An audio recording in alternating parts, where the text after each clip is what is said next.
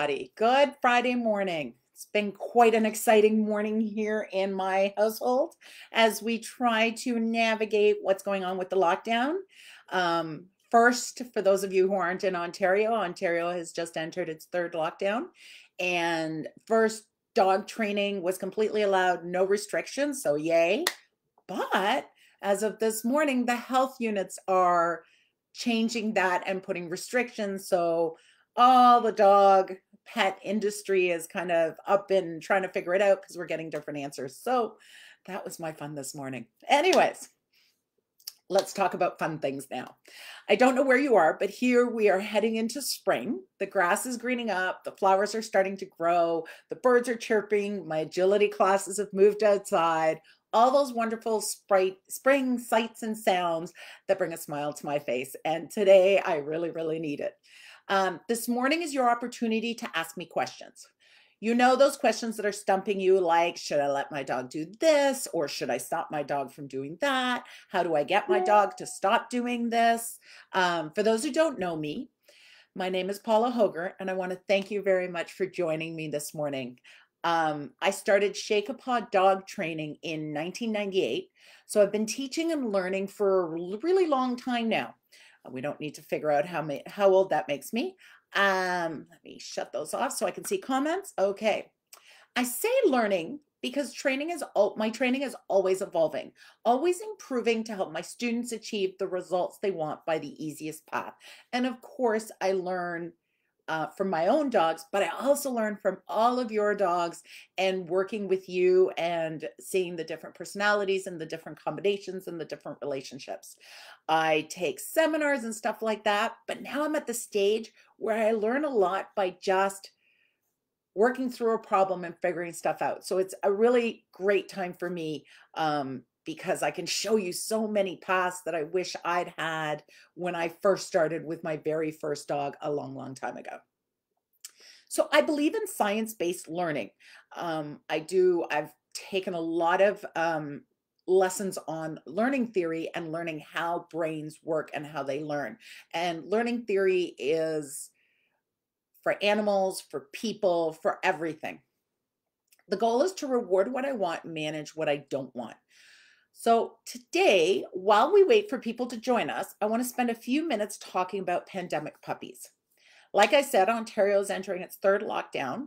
So I thought this subject was not only relevant, but important for all those people who have gotten puppies during this very challenging, different year and going to lead us to a new normal. The term pandemic puppies is being heard everywhere in the dog world. Dogs that have not been socialized, dogs that have rarely, if ever, been left alone. And another problem that we're seeing is dogs that have had not enough grooming. They've not had their nails done. They've not been brushed out. They've not been gone to a groomer. So I came up with 3 steps to avoid you having a pandemic puppy, creating an adult dog that is capable of joining you in the world when it is back to normal and you can go visit places and you can go wherever it is you want to go. So step 1, get out with your puppy. I know everyone has dealt with different rules and regulations, and I am not suggesting you put yourself or anyone else in danger in trying to socialize your dog, but there are still a lot of options to get out. First of all, your dog does not need to touch people for your dog to be socialized. In fact, I much prefer that since the pandemic started, people are less likely to touch my dog.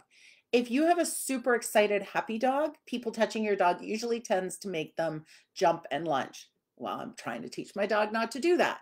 If you have a shy dog, people coming into their space and trying to touch them usually makes them back away. Again, not something I want. So ideally, I go places on purpose where people are not going to want to actually interact with my dog, but I want my dog to be there while they walk by. So I will go to Canadian Tire. For those who aren't in Canada, that's like a hardware Home Depot-y type of store. And I don't go to pet stores where every single person feels they need to touch my dog. When I got my brand new puppy last April at the beginning of our first lockdown, I used to walk by the lineups at Walmart. Um, and my dog would see every time I went 20 people, cars going by, shopping carts, kids, masks, strollers, trucks. I saw a person in a wheelchair, people in walkers. So in 10 minutes, my dog got exposed to a lot of stuff.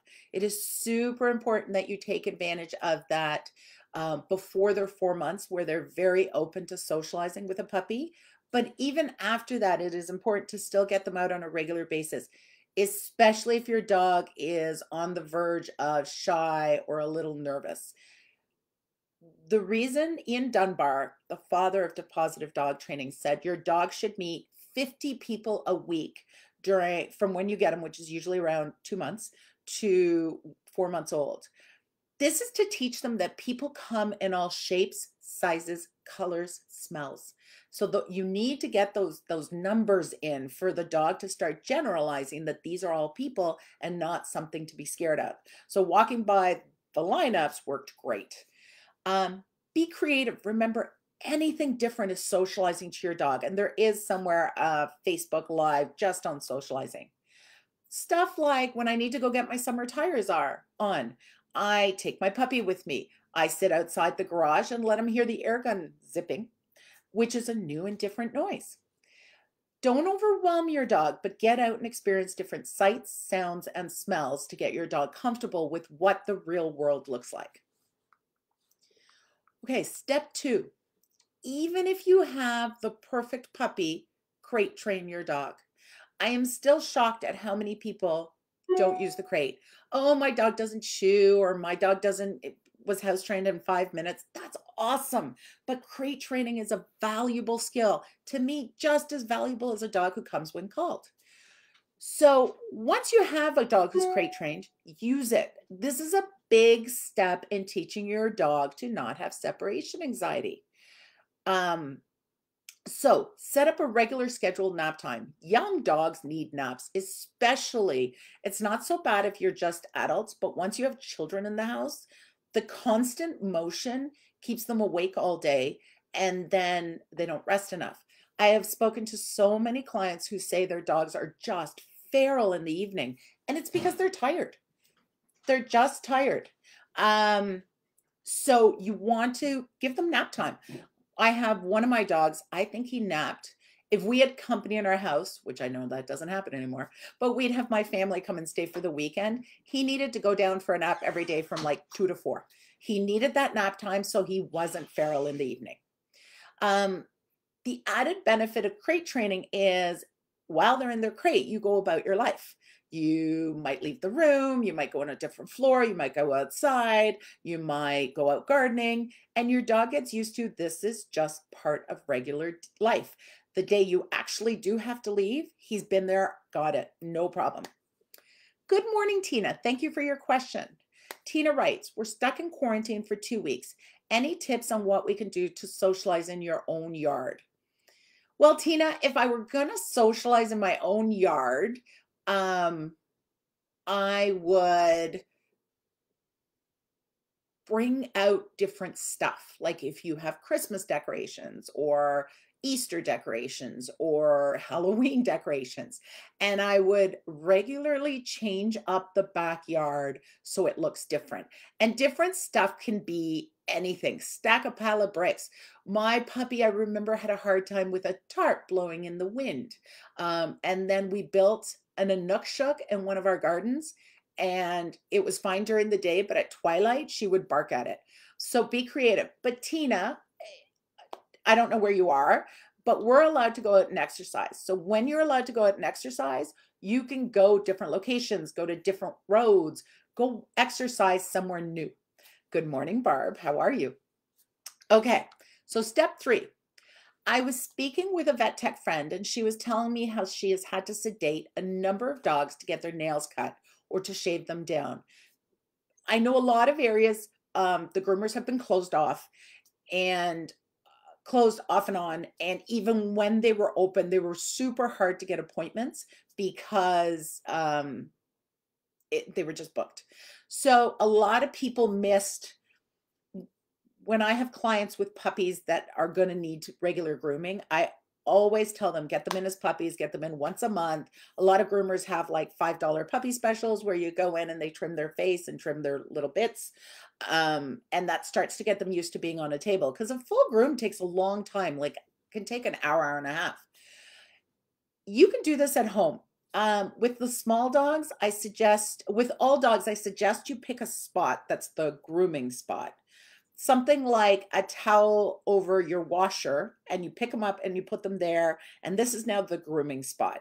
You start super, super simple. Like, can you stand there? If you can stand there, go ahead. I'm going to reward you. And reward might be, if you stand there calmly, I pick you up and take you down. There you go. That's a reward. And then work up to, can I run my hand down your back? Once they're comfortable with that, can I run my hand down your leg? Slowly but steadily every single day till your dog goes, this is the normal. You put me on the dryer or washing machine and you handle me. Then you add the brush. Can I brush you?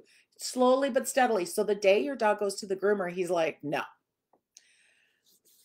It's not even just the grooming, it's the being restrained. With the bigger dogs, I do stuff. I have a grooming table, which I just created out of 2 folding legs, a piece of plywood and a piece of rubber. You can buy a grooming table. I've seen clients use their deck, depending on how your deck is set up. It worked really well. It was about waist height. You could use like your coffee table. Put a towel on your coffee table and teach your dog, get on the coffee table. This is where we groom. That's it. Be creative, but have a spot where you're like, right now with my youngest dog who doesn't need a pile of brushing. She's a smooth coat border collie. I use my ottoman. And when I'm brushing her, I just put a sheet over the ottoman. So when I'm done brushing her, she doesn't have that much coat. I can just pick up the sheet and go. So I use my ottoman. Be creative, but she knows. I grab my bowl of cookies, I sit on the couch, she jumps on the ottoman, and we're going to do nails. And when I do nails, we check her teeth, we check her ears, we look in her eyes. This is where I taught her how to put on her coat because she hated putting her head through anything. So I like having a spot so they know exactly what you're doing and they're happy to be there. There are tricks to keep the dog's nails under control until you can get some help with them if you're having a hard time with them or you're just nervous about nails. Honestly, I've always said I'm going to get my dogs comfortable with a Dremel. This is the first dog I've done it. Best choice I've ever made. When you watch a groomer clip nails, they're like, boom, boom, boom, boom. I'm like, wait, don't move. Hold on. I'm almost in the right spot. So every nail takes like a minute. And that makes the dogs really antsy if they're not comfortable. With the Dremel tool, I don't have to stress about it. I just Dremel, Dremel, Dremel, feed everyone, and so much easier. So highly recommend the Dremel tool. But if you still can't do that, no problem. There are tricks to help you get the nails under control. Walking on pavement and sidewalks will naturally file their nails. So back to step 1, get out of the house. My current puppy, Wicca, like a lot of puppies, hit the age, usually around 5 months, where she hated having her nails done. While I was working on this, I taught her to file her own nails on a scratch board. Basically, she learned to dig, and then I created a board with just a piece of wood and traction tape that you use on like stairs so you don't slip. And she learned to dig on the traction board, on the traction tape, which filed her nails down and kept them under control till I was able to get her comfortable with being Dremeled. So, if you need any help with any of these steps, please message me and we can set something up. But just to give you some ideas on how to prevent you having a pandemic puppy.